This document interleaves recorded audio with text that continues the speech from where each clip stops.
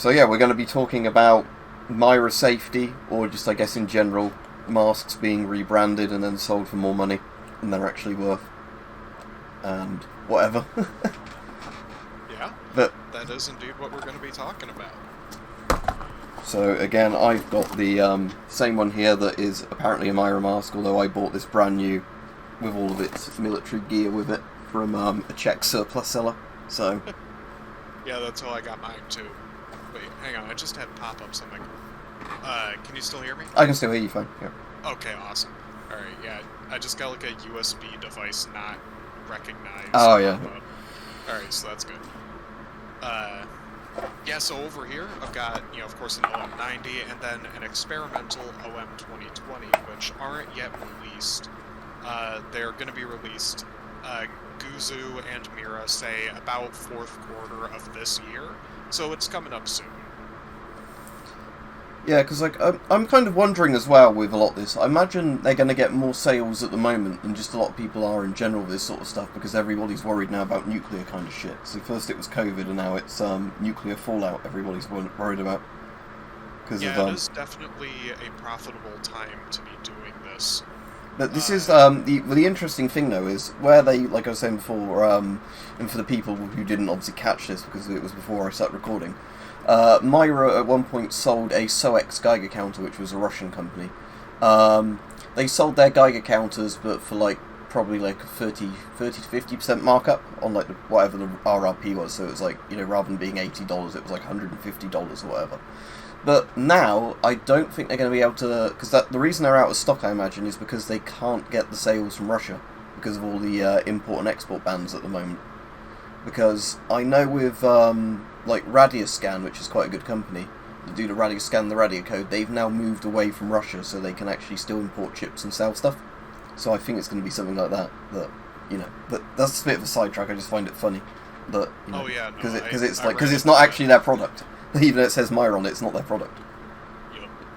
Yeah, right before the war, I was gonna buy some Ratnik gas mask carriers, one of the ones that's in that digital floor. Oh yeah, Digiflora that they're all wearing. Yeah, that's I love that camo, but I was gonna buy one, but then the war happened.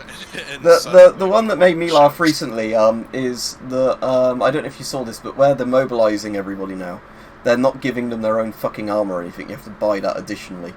And the price where the quartermasters was selling it all off, it went up from being the equivalent of $200 or £200 on one of these Russian surplus site equivalents, and now it's $3,000, where they know that people are desperate for it who are getting mobilised.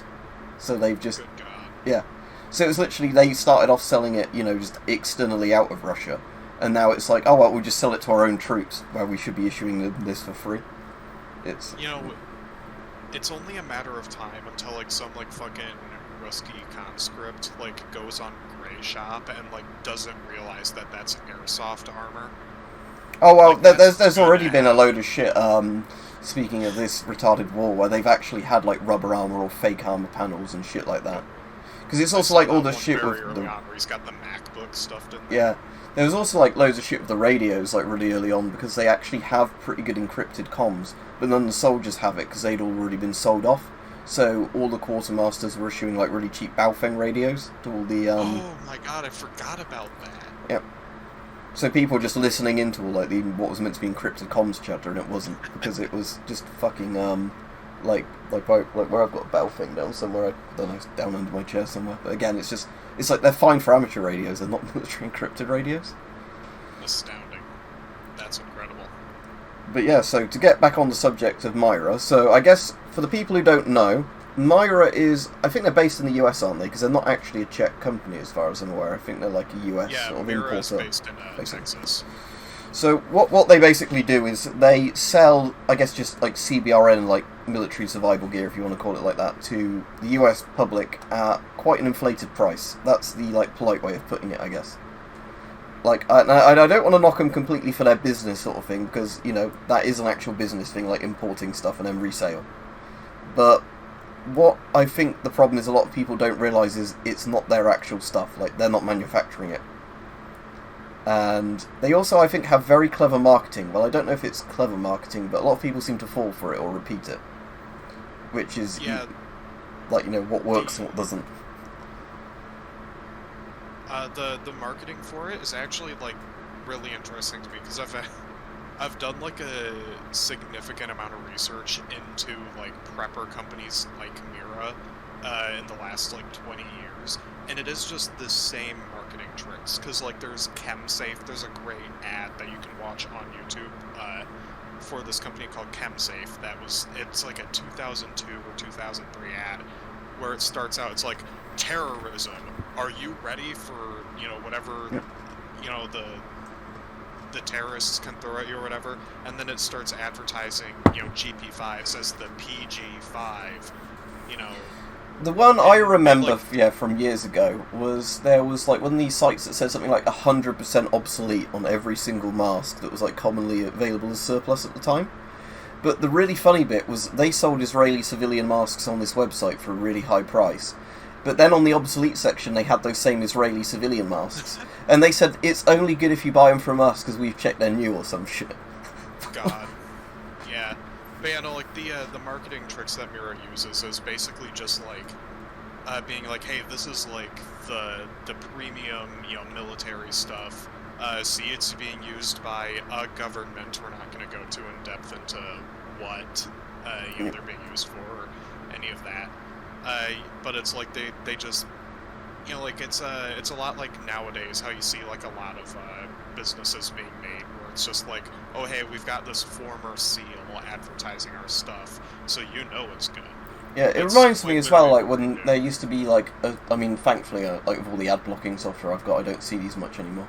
But you used to get like these like stupid adverts where it's like, this CEO left this company, or not CEO, like this designer left this company because like he didn't like their practices, and now he's designed like this drone or some shit, and it was like, like this kind of scam advert type thing that would be copy pasted across loads of. It reminds me of that it's Yeah. And so, like, it's funny, because, like, the same, like, advertising tricks that MIRA uses to advertise, like, OM90s can be said about, like, some really decrepit stuff. Like, Peru, they seem to still be using the M4 10A16 lightweight surface mask, which was, one of the masks that America used during the Second World War. Yeah, I was going to say that sounds like a World War II thing, yeah. Yeah, you can say, like, oh yeah, this is, like, what these Peruvian operators are using to, against their chemical threats. Buy it now for $599.99, Yeah, and it's like, I'm sure there's, like, African militaries that are using the GP5. I suppose now they could claim that, the Russian military's using that, because there are pictures now surfacing of Russian soldiers being issued literally old Cold War shit. There's, this is your NBC gear, comrade. Because we sold off all your PMK4s. Because, like I said, it's just sort of crazy, some of this stuff to me, that it's like, again, it's like, obviously with surplus stuff, because like I said, I didn't obviously get this one from MIRA. I bought this just when I was looking on eBay at one point, and then I saw that a Czech seller had these in. I was like, oh, it's that mask that people keep asking me to get, the MIRA mask. So I ended up getting, and I think it was like £70 for it, with like the bag and everything, all sealed up. So it wasn't brand new in the sense of like, being recently produced, but it was brand new in the sense it hadn't been opened. It was all like vacuum sealed and everything. Yeah, that's how I got mine. Yeah, so from about 2000 by the look of it, the year it was produced. But yeah, the reason I found this interesting is because it's essentially like kind of a clone of an S10, but it's not.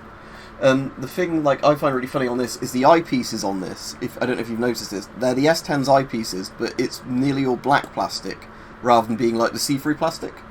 So just that bit is the same bit as the S10's eyepiece, whereas this bit is the exact same shape and the outserts fit on them. They're the exact same like cloned bit, but they're like not transparent. I just find funny. Yeah, it's literally just they took the S10 eyepieces and then converted it to be an optical mask. It's just wild.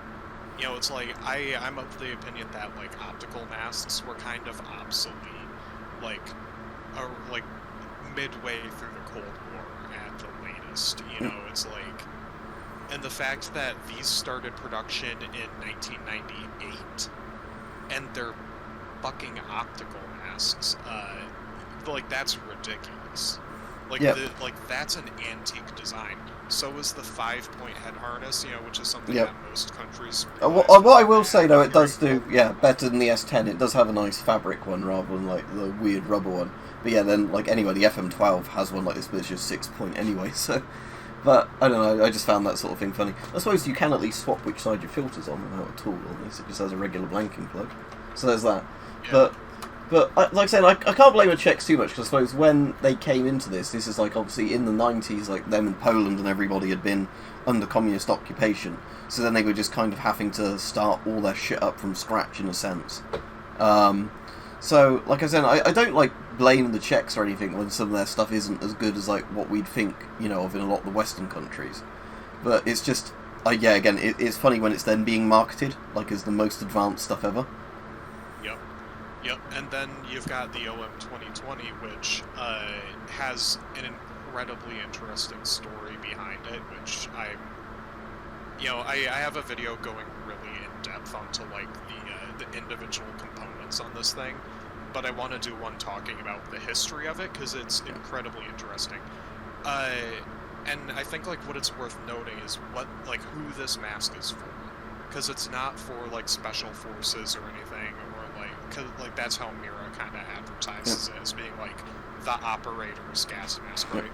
No, it's literally meant for poorer countries like Thailand or Mongolia. They're really trying hard to get a Thai contract.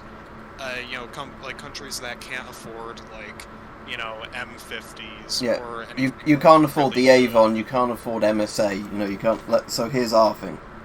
Yeah, they're like pushing something that's like cheaper but still technically modern. So, and that whole, like, the fact that it's made to be cheaper than Avon influences almost every aspect of the design. Like, even the lens, if you look at the early prototypes, it looks like it's a more flexible lens, because this cannot be bent at all. It's just thick polycarbonate. But the original, like, 2017 era prototypes, like, they have what looks to be a flexible lens that you can also put outserts on. The outsert system is actually cloned off of that of the M50, but they ended up ditching that because it would have been too expensive for, like, Thailand to use. I'm just looking at it now, and I suddenly think it reminds me of the S6. Just like if it had a panoramic lens. It's like the same sort of... And it's got the same visual distortion issues as the S6. It's just like a panoramic really lens rather than, Like, legitimately, wearing this thing makes you motion sick. Now, I did talk to a rep from Guzu, who said that, like, the last thing they're doing to this mask, this thing is, like, complete except for the lens, but they didn't go into detail on what they were fixing with the lens, so I think it's the visual distortion issues. I really hope so, because that is a major drawback with this thing. Yeah, like, the one, I mean, I've never tried it, the one MIRA sells, like the CM6 or whatever it is, I actually kind of like the look of that one. But again, I don't know, like, how good the actual mask is, because it just looks like a generic panoramic mask to me, that one, but it's like, oh, that looks alright, but... It reuses a lot of the same components from the OM90, so it's like, I can't imagine it's good.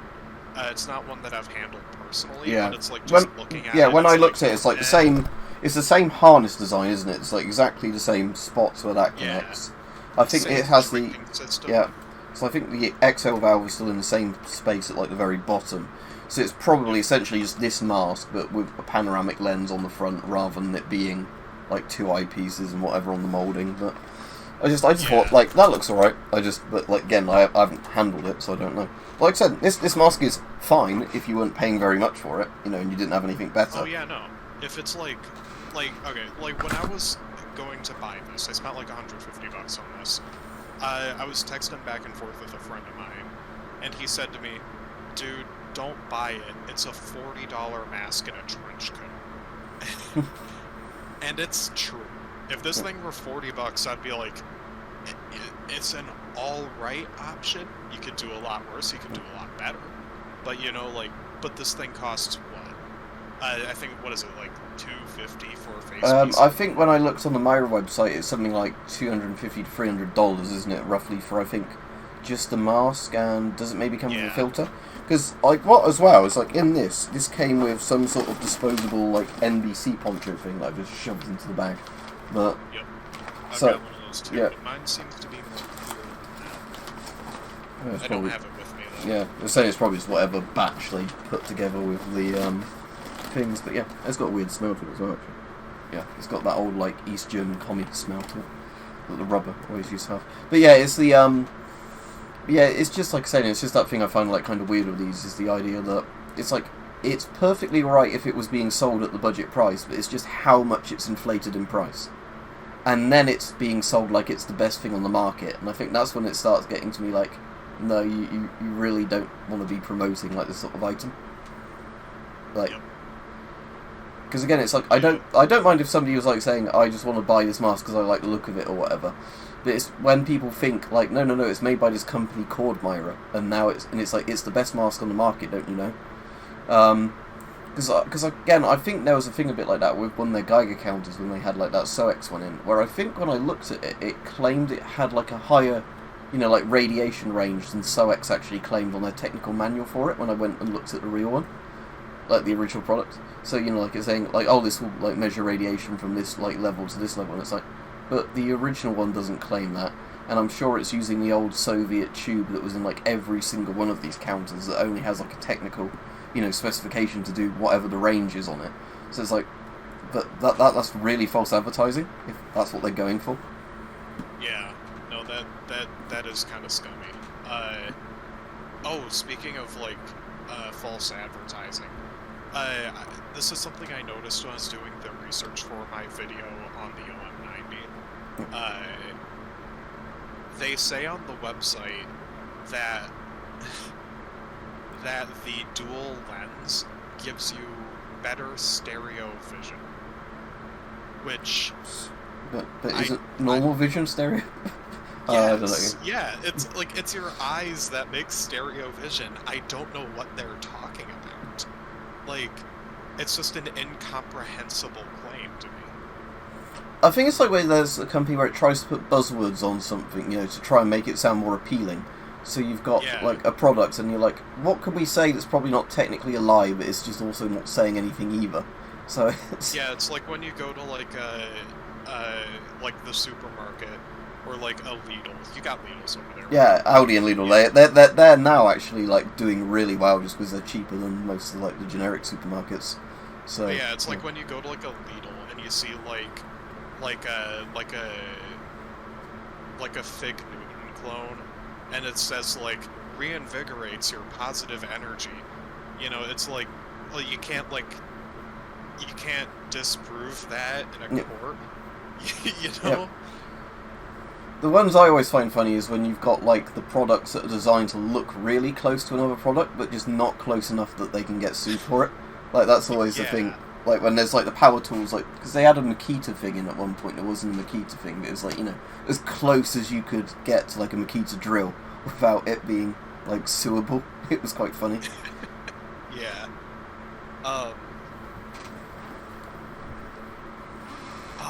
I have one of those, they're like you know the SOTR, Special Operations Tactical Respirator from Gentex? Not off the top of my head, but carry on. Like, somebody can just look this up while they're watching the video anyway, when it's on. Yeah, it's a little half-face respirator that's meant for, like, Special Forces guys and whatever. It's, you know, it's a legitimately good design. I've got a clone of that's made in China, and it is fucking hilarious to me. I don't have it with me here, which is really unfortunate, but it's like, it's literally just, it has the shape of the thing, but all of the materials are super low quality, and it doesn't have like any of the features that it has. And the website that I bought it off of gave me like an affiliate link.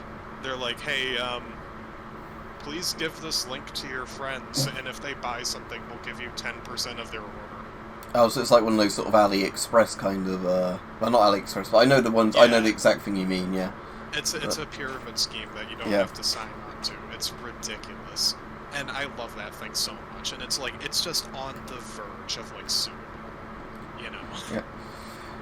Yeah, it's like, saying that though, like, this is the interesting thing though, going back to, like, China, is with, like, the massive, like, amount of respirators and all that stuff that comes out of China, where there's some that are genuinely good, some that are completely awful, it's like, I think it's soon, like, MIRA's going to be having competition issues just from maybe Chinese companies that are just directly selling something with all the, if that makes sense, like, where you just can, like, go on Amazon, and then it's magic, well, I don't know if they say magic, but, you know, like, super effective design, breathe easy, I'm trying to think, like, what they put on that fucking pewter box I've got. Respiratory breather mask with dual filter action and many filtrations, you know, something like that. Yeah. But, like, that would be really interesting to see if, like, I want to see the Chinese, like, knockoff take on this.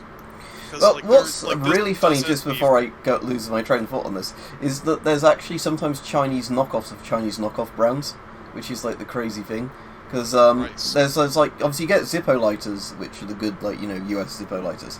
And then there's a company called Star in China that does a rip-off of Zippos that are quite good quality called Star lighters. And it's, like, it's just basically a clone of a Zippo. But, you know, it's so close to a Zippo that unless you're looking properly, you can't tell it's any different. They're the same sort of weight, you know, they feel the same. But then there's actually there's, like, rip-offs of those in China, where they're like, where they call them like Star Zippo or whatever, and put other brand names on them as well, and they're like really, really bad quality. So it's like, it's kind of, I guess, when it gets to the stage of like even your clone brands are being cloned. Of like, yeah, it's sorry, what were you saying? No, it's just that I couldn't resist saying about. Oh yeah, you're good. Yeah. That was a good aside. Yeah, like, cause like you can't get much worse than this, you know. Like, this is pretty bad. I want to see how a Chinese, like, industrial company would look at this and then make it worse. I imagine, like, the rubber would be replaced with, like, some shitty PVC. The straps they could definitely make worse. I imagine, they could always do the pewter straps and make them ping off. Incredibly tight. Whenever I adjust this thing, I'm always afraid I'm gonna rip a strap. This thing too. Yeah. But, like, I could see them making, like, buckles that are that tight with straps that are way easier to rip. Yeah. Because, like I said, when you're saying about masks that are actually worse than this, I'm definitely thinking of, like, maybe the PMK1 and GP7. Because that's, I think, again, like a mask of, like we've looked at a Western mask that's, like, expensive and good for the time period. And then they went, oh, let's just make this thing. It externally looks similar. But it's like, yeah, the straps are just awful. Like, you know, it fogs up horribly because it's got no oral nasal cup in it. But it's just... And, like I said, it's not just, like, with the masks. I think there's a lot of, like, this sort of industry now of, you know, where I think you have... The idea is that you get somebody who doesn't know enough about a subject, but maybe knows a little bit of it, like the Dunning-Kruger kind of thing. And then you're like, let's now sell you something that seems to, like, appeal to all the things you should want. Because it's, like, I've seen a lot of discussions sort of about this again at the moment, where that's why I just ended up doing a quick video about it today, where people keep bringing up the thing of, like, oh, what type of mask do I need to protect me from radioactive fallout and all this, where people are arguing on forums, and it's like, well, if you're getting into the really bad situations of radioactive fallout, you need a lot more than just a mask.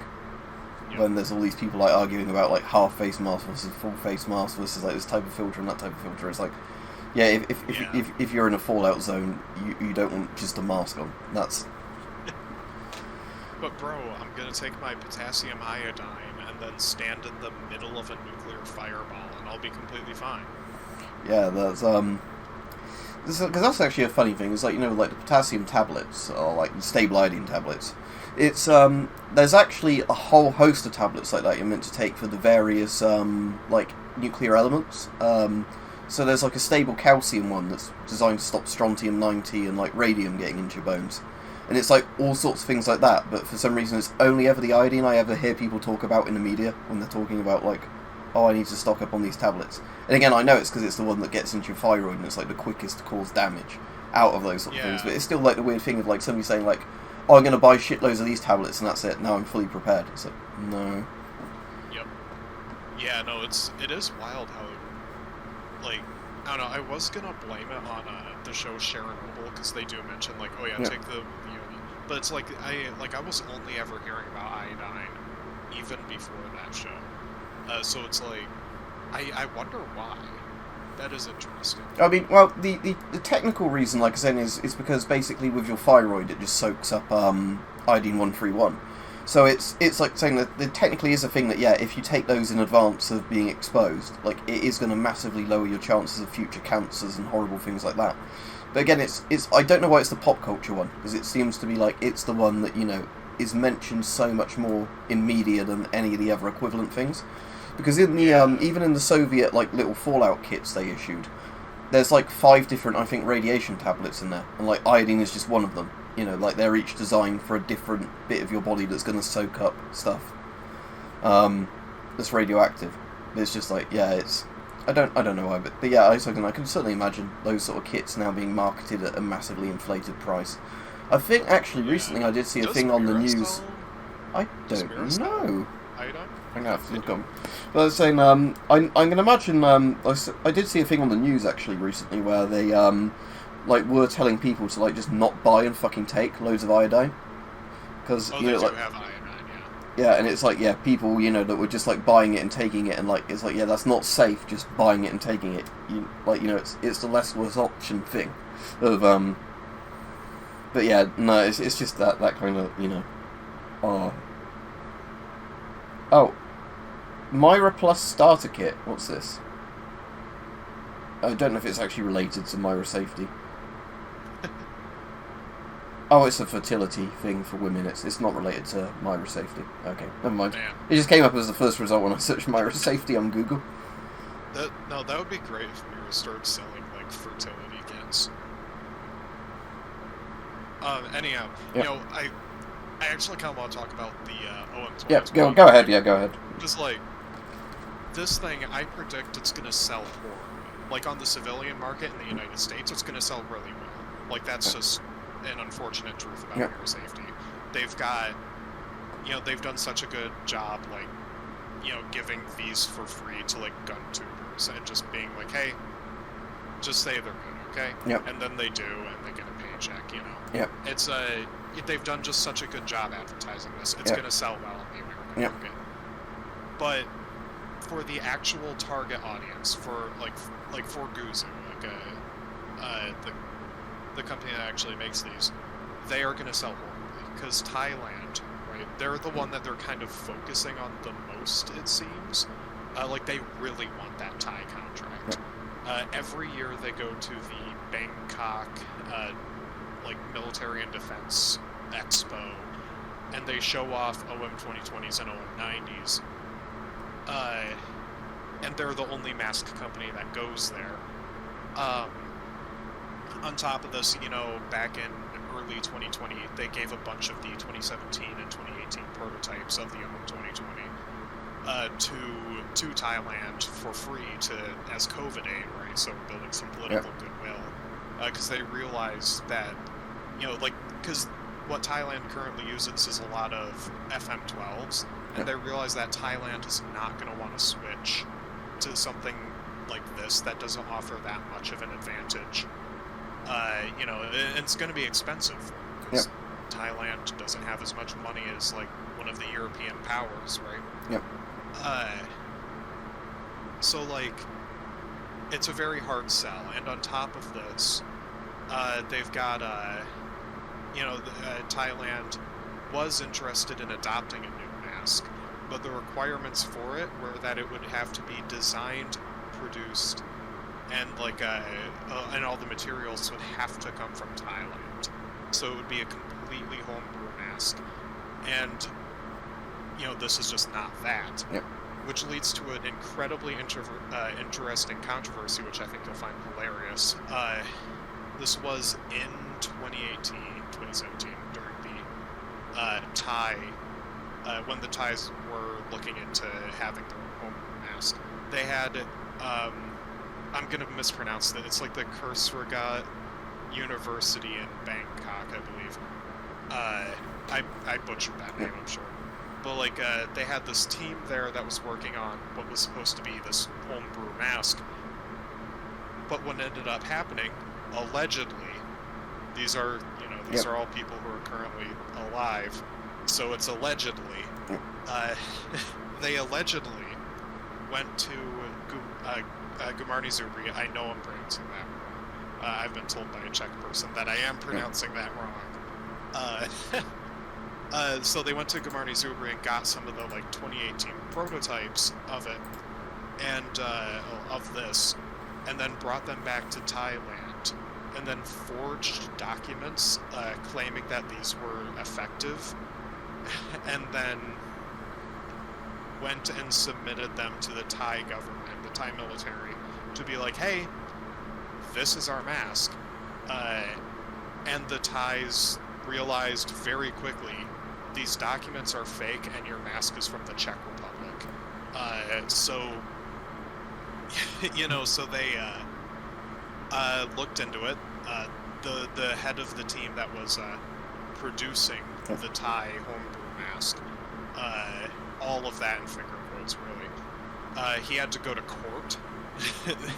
So there's this hilarious photo of him standing outside of court holding an early version of this, just knowing that he has to go in there and pretend like that was manufactured in Thailand, and they didn't just fake the testing for it. Was there even Czech text on the side or anything?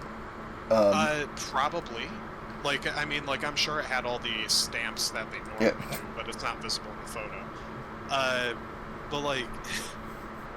Here's the thing, right? If you actually unscrew, hopefully I can show you this, the blanking plug on the OM 2020, it says on there, 98 OM 90, and then the part number. Yep. So, this is a part recycled off of the OM 90. Yep. So it's it would take the, Thai government 4 seconds to go and Google OM90 and be like, oh, wow, this part comes off of that. Huh. But, so the Thais, they proved in court that, the thing was made in the Czech Republic, so the project got canceled, completely canned. And they're just continuing to use their FM12s. Yeah, I mean, obviously not as interesting and funny as that, but that does remind me a bit as well with Belgium or whoever it was when they had the BEM 4GP, which is actually quite a cool mask. Oh, yeah. And then because that had all the issues with it, rather than fixing the issues, I think Avon just offered them FM12s cheaply, and they just ended up bulk buying those rather than trying to fix the issues of their own mask. But yep. It's just like how Scott really messed up the M40 contract. They didn't produce enough, and the U.S. Army was like, okay, Mine Safety Appliances and ILC Dover, you guys are competent, how about you guys make them? And then, a decade later, the British government was like, okay, Scott, how about you make the GSR? And then, a few years later, they're like, hey, Avon, you're competent, how about you make the GSR? And then Scott got bought out by 3M. Yep. And again, it's saying, the one I always find that stupid is because in the tests they did as well, the M50 did better in the majority of the tests. But then but the GSR is cheaper, so. Yeah, it's I honestly like the GSR. There's bits of it I'd really like, yeah. I used to despise the thing with every ounce of my being. But then I handled this, and I also handled this, and now I'm just man, it's not so bad. Yeah, I think the main problem with them was more that I think there was an initial batch the British Army had that had loads of defects with them, and the quality control was a massive issue. They were coming with parts missing and not seeing them at first. And Scott kind of fixed it, but I don't have my GSR here. But their sonic welding was incredibly messy. It's still they didn't look good.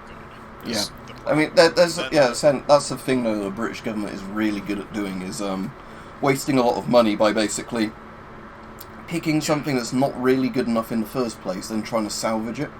And then sometimes if they've got to the stage where they've have a certain rifle. Yeah, and then when they get to the stage of salvaging it, sometimes with some of these projects, that's when they then decide to buy something else entirely, when they've actually already spent all the R&D money then. Because I'm saying that's the L85 problem. but the one that I find really funny, because people bitch about it a lot, is the Warrior IFV. And I really like the Warrior, it's like a cool Cold War thing, but it's like the British equivalent of the Bradley. Okay. And so the weird thing is, compared to the Bradley, like, if you're ignoring the turret on the Warrior, because it's always the turret that brings the problems in, like, it's got thicker armour than the Bradley, it's got better autonomy on its engine, like more horsepower, it goes slightly faster. So, like, from the actual chassis sort of point of view, in terms of, like, the actual, hull of the vehicle, it's better than the Bradley. The problem is its turret is nowhere near as good. But there was an export version they made where they got the rights to put the Bushmaster turret that's on the Bradley on a Warrior, and they sold it to, I can't remember if it was Kuwait or Yemen or, one sort of country somewhere in the Middle East. And they sold a few hundred of those to them. And then Britain's been constantly going on about, we need to replace the Warrior and we'll do all these trials on different vehicles, spending all this money, and then, they're still not deciding on anything, but we're definitely not picking the Warrior. So you've got an export version that's basically just a Bradley's turret on a Warrior that works perfectly. And you can make this for export, but you've decided not to just buy the rights to make this for Britain. It's like, I don't get this. It's just that's the kind of incompetence they're, on a sidetrack that they're good at doing. Like, here, you've already come up with a solution, but you're not going to look at it.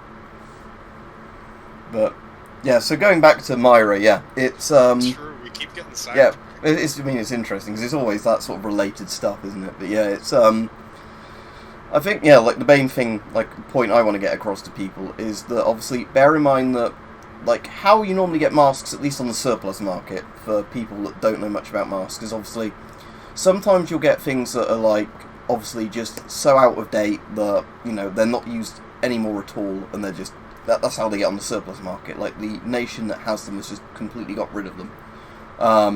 Then you obviously get stuff where sometimes it's stolen, or, like, they have oversupply of it, and then it's, so, like, stolen stuff is, technically you shouldn't be buying that because it's not legally on the surplus market, but, whatever. And then you get also stuff like, where, like, I'm trying to think a good example is, but where countries sometimes just buy too much of something, or, didn't really think about how they were issuing it properly. And then sometimes you get stuff where it's fairly modern, but they have, like, quite strict requirements on, like, safety things, don't you, where they just sell them then. Because we get... Yeah, and stuff, yeah, cool stuff like that, yeah. But then obviously you get stuff like as well where I think some people don't always get that you have stuff where a company manufactures something, and it's not always like one country has like one piece of equipment or whatever. Like, often it's a commercial thing that they've bought the rights to use for, like, and that's kind of where the MIRA thing comes in, that it's not actually, I've probably not explained this in a very good way at all, but it's kind of that thing of, so when you're getting a MIRA mask, it's not like it's a Czech surplus mask. It's not like they've gone on a surplus site, bought Czech surplus, and then reissued it. It's kind of like there's something direct from the factory that makes them, but they're massively inflating the price to stick their own name on it. It's kind of just like, it's like somebody putting a sticker on it and then increasing the price. But yeah, that's a bad way of explaining it, but I see it, Because I was I think that explanation works quite well. It's really just like, they're not surplus, they're new production, like from MIRA. It's just like, the extra cost comes slightly in part to the fact that, you've got to import that now, and then also, there's all the branding and all the overhead that comes with having this, company. But a significant part of that is profit too. Like a very. I'm just going to say, are these filters on their site individually rather than being? So I want to see how much these filters cost on their own on their website. Oh yeah, here we go. $80. Yeah, $79.99. $80 for one of these. Yeah, I got one of the AVEC examples. It just came with my 2020. Yep. It's an NBC3 SL, which expires in 2042. Isn't that the new Battlefield game? Yeah, is that the one nobody liked? I've not actually played it. I heard nothing about that game. I think it was, again, this is a sidetrack thing, but from what I understand, because I was sort of interested in it, there was like, they were putting a load of content in from the old Battlefields that you could use in multiplayer, just like on friends servers things. It sounded interesting. Like, Bad Company 2 stuff, Battlefield 3 stuff, all that sort of stuff, like, mixed in. But from what I understand, it was kind of that issue of, like, when it came out, it was really glitchy, there were things that just didn't work. And then, because they took so long to fix it, there were people just like, I bought this game and I can't play bits of it. So it's like the L85. Yeah, basically. Apparently now it is playable, and it's kind of like one of those things where if you sort them by recent reviews compared to like reviews when it came out, I think they are a lot more preferable now. But it's kind of like the damage has been done at this point. That people who were sort of on the fence about buying it aren't going to buy it. Yeah, God, that is exactly like the L85, because or like the GSR, right? Because they're never going to outlive the initial, reputation of like reliability issues, despite them both being reliable nowadays. Yeah, because it's like the A2 and the A3 L85 apparently are really good rifles. Like as long as you like bullpups. It's like saying I've got deactivated style, like the old style AUG AUG in the background, and again apparently it's like they're just as reliable as those, if not better. But the problem is that because the A1 was so dog shit, or like the original version, it's like everybody just thinks of all the problems that had, even though like the A2 and the A3 are essentially a completely different gun, is just in the sense they went to HK and said, look, here's basically what we want the gun to look like. So it's like all the internal parts are essentially just new and machined way better, and it's kind of like comparing like with some of the AKs where you can get ones built in some of the countries where it's like apparently awful, and then you get the ones that it's probably like comparing an Israeli Galil or a Finnish Valmet or whatever they're called, Valmet rifle, to like the Ethiopian AKs, which apparently are really bad. I can imagine. Yeah, like there's actually a factory there, and apparently they're really nice collector's pieces, but it's just the fact, like I was looking at a picture of one, it's like, oh, so that bit doesn't even fit on properly, you can see like gaps where dust is just going to get in. Good lord. So I'm guessing it's kind of like that sort of thing of, yeah.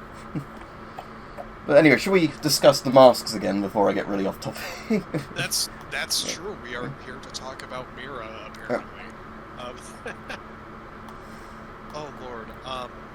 I'm just looking at what else they're going to on their website. So I've just got up on my phone at the moment. So it's going to probably be too bright for people to see. But I've just got their website up on my phone, so I can have this window open and it will record.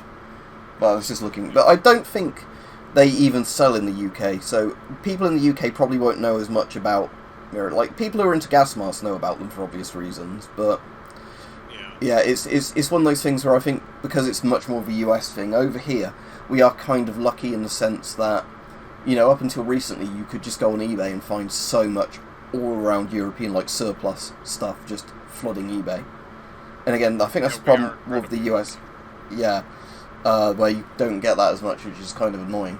Because I think that's the problem the Australians have as well quite a lot, is where, you're so limited to what gets imported and sold at good prices, that if there's a big company doing it, then they just get market control really easily. Yeah. Oh yeah, something I wanted to bring up. Yeah, they don't have the baby coffin anymore though. I was just looking on the site. That's good. Yeah, they've got the icon for it. I know they have the super gum, like toddler baby thing. That it's the Israeli one. Yeah. Those ones don't look like they would kill a child. No, it looks more like an astronaut costume. Which, for legal reasons. Yeah. I am not accusing MIRA Safety of selling products that are dangerous to children. No, nor am I. I'm sure they work fine. Yeah. I just would never use them. Yeah. Oh yeah, something I wanted to bring up here. Yep. I made this point in my video on the OM 2020, but I don't think I made it well there. Is that this mask is an admission of how bad the OM 90 is. Because if you look at it, the improvements are just, really clear, well, duh, no shit, fix it like that kind of improvements, right? You've got the panoramic lens instead of this. Yeah. You have a 6-point head harness instead of a 5-point. The drinking system, which these are notorious for tearing, around where the hook goes, it's actually reinforced with a little bit more rubber. As you can see on the OM90, it's not there. Okay, so it's really just they realized, we're going to try to improve stuff. We're going to try to improve some of the issues, but we also want to keep as much of the original tooling as possible, so that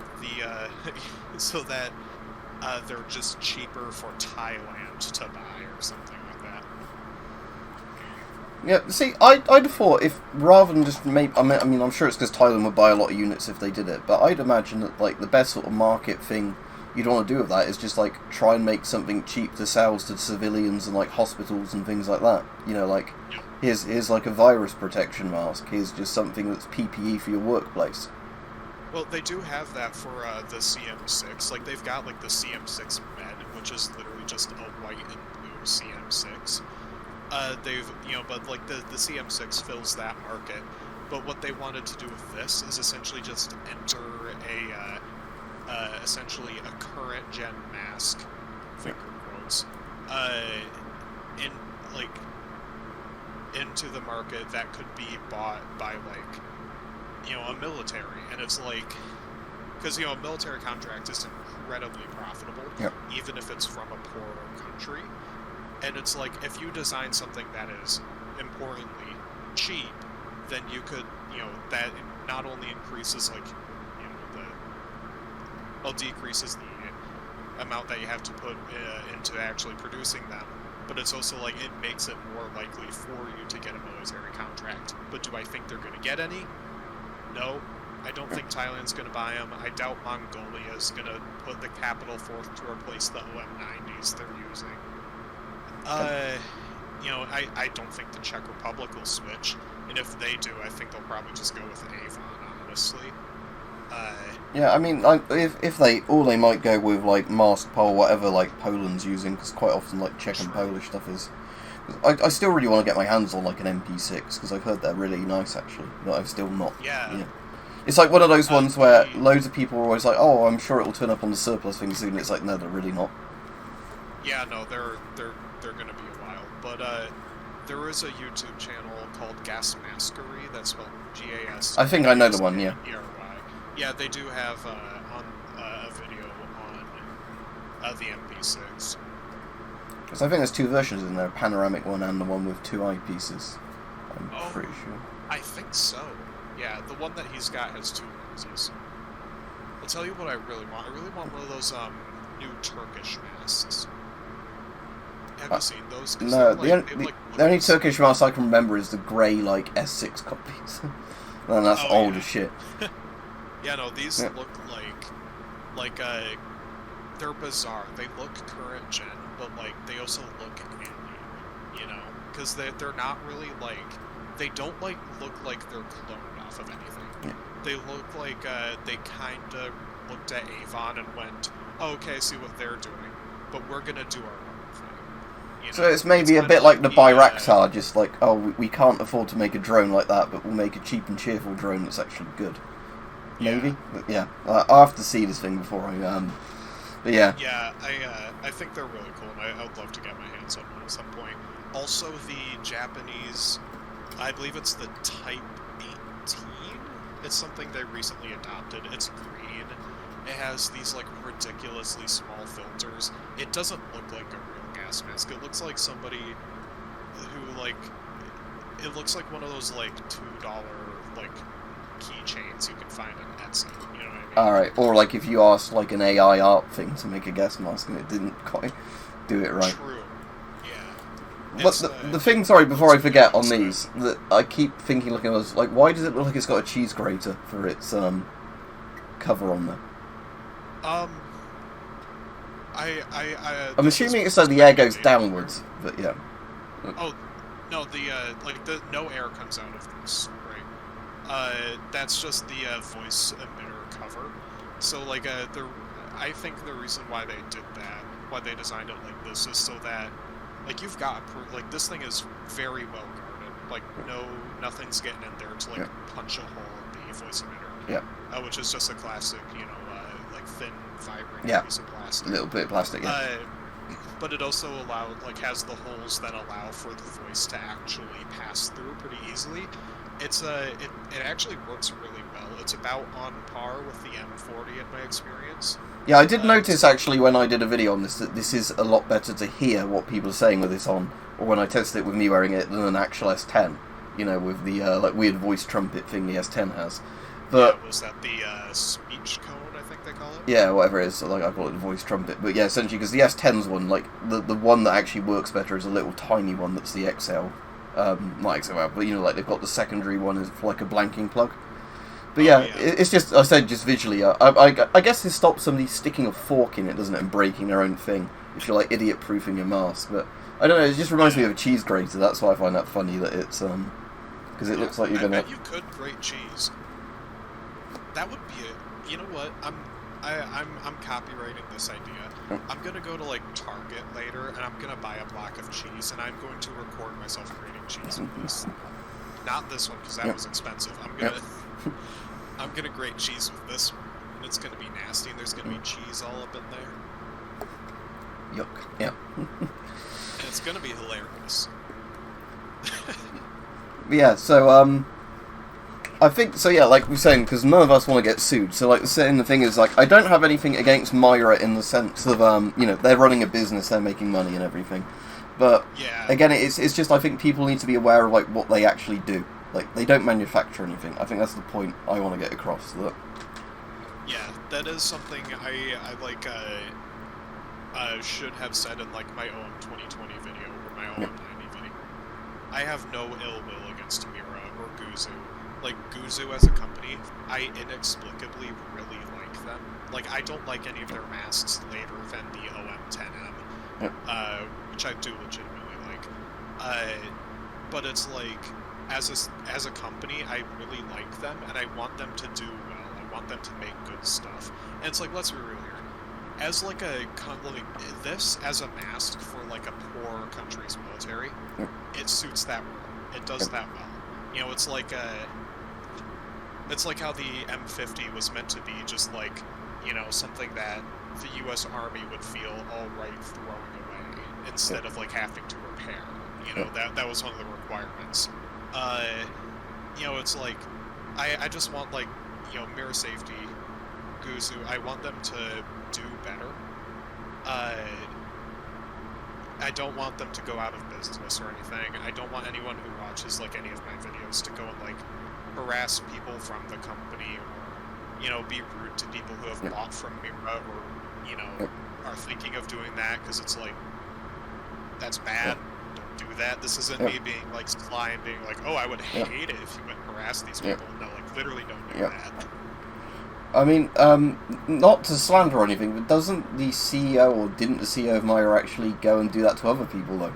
I heard that was a thing, like, leaving angry comments on videos. Because I've had another surplus dealer do that to me, actually. He's never been, like, disrespectful in like, because, like, I've, like, actually talked with him a couple of times, just, like, over text. But, like, whoever runs the Instagram account,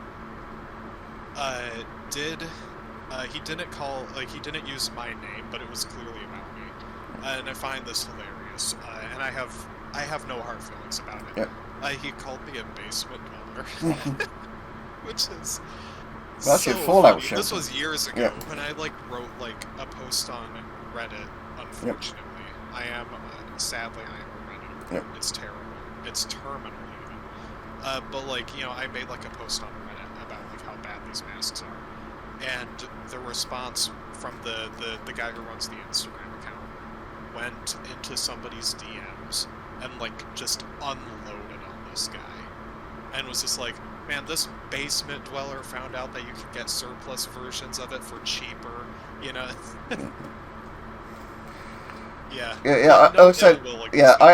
I've had one guy actually did have start weird, like, had a go at me, and it was like a guy that sold like CDV stuff, like, so like the Geiger counters and that and all those. But it was like, I think it wasn't anything to do with the CDV stuff he was selling. It was, I think, because he also sold like, masks. Like, he just ran a surplus store basically. But because some people had watched one of my videos, he said since then people kept asking him, like, oh, I don't want stuff that's really old, can I have, like, your newest dated filters? And then he got really shitty because he wanted everybody to be like, oh, it shouldn't matter what year the filter was produced or whatever, they're all just as good as each other. And it was like, he got really annoyed about that. And it was like, I like this guy's videos up until the point he did that, but then it became a thing of like, well, clearly I just want to sell all my stock rather than, like, what it actually, A 1970s filter is just as good as one that was, like, sealed 2 years ago. It's like, no, I doubt that. Yeah, no, that is bad. Yeah, like, hell, this is the filter that I use with my M45. It is a P3 filter from Supergum. Yeah, not only do I took the labels off of it so it looks cooler, but, like, I left on the expiration date and the date that I unsealed it, you know? Like, even though this is just a particular filter and they don't expire in the same way that, like, a chemical filter does, you know, because, like, the way these work, if I'm understanding it correctly, is, they just clog up, don't they, when essentially when... Yes, but as they get more, like, filtered, like, dusts in there, and there's my M45. Isn't it cool? It's yeah, so, it looks cooler than the, OM90. I think it does, too.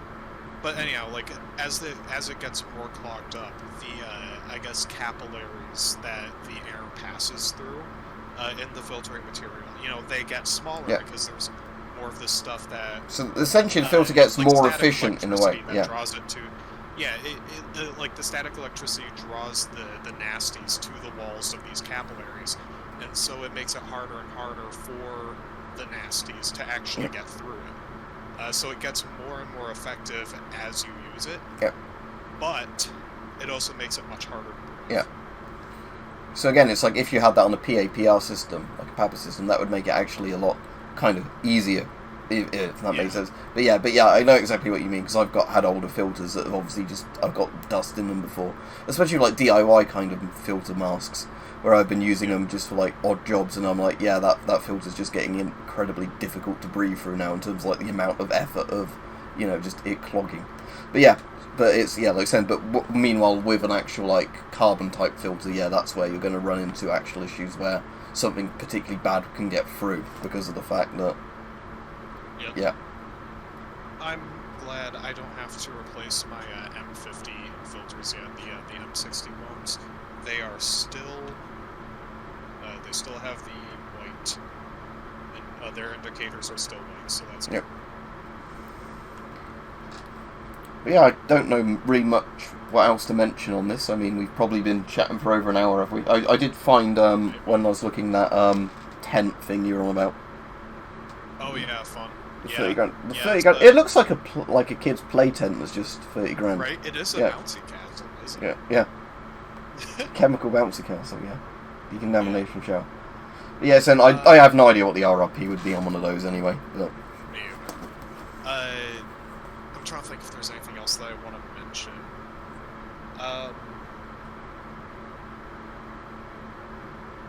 I mean, I can show my YouTube channel. You might as well, yeah. Yeah, I might as well. I'll have a link to your channel right in the top of the description when I remember, when I upload this. Thanks. Oh, that's odd. Oh, for real, thank you for having me on the channel. It's interesting anyway doing these. Because the thing as well is like quite a lot of the time I have the problem where people like in the comments often just keep saying to me like, when are you doing your next gas mask video? And like the problem is like I keep saying to people I don't want to do the same videos over and over and over again on some of the masks. Like if I could do a video, you know, of a much better production value than one I've done on one of the masks, like re-reviewing it, that's fine. It's like I don't want to just do another video on a GP5, you know, like that's just a copy and paste video. And like I've been trying to explain to people as well, the problem is because the cost of living's going up so much at the moment, it's not like I can just go on eBay, find some mask I don't have and just say, well, I'm just going to blow a load of money on this and then just do it for like 1 or 2 videos. It's like, at the moment, that's really not practical. Yep. Now, I get these, like, every now and again I'll get, like, a comment that's like, that's something like, hey, when are you doing an SHMS video? And I'm like, I don't have one. And I don't really want to get one right now, so probably not in the foreseeable future.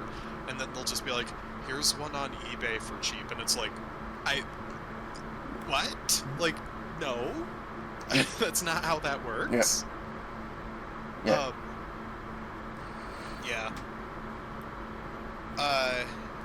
But yeah, no, I've got a message for your subscribers, actually. Yep.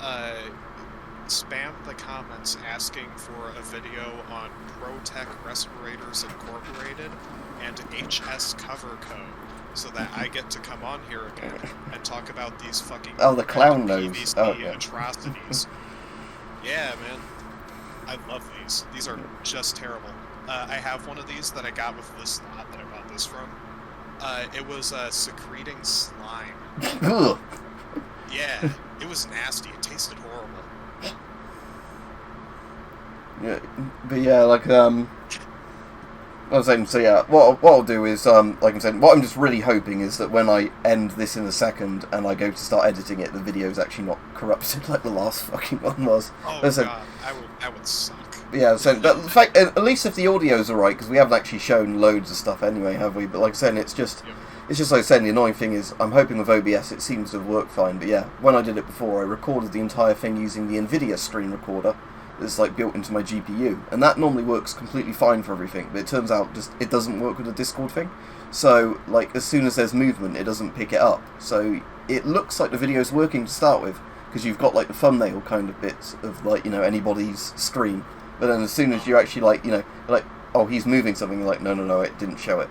So yeah. Well, I will be praying. Yeah.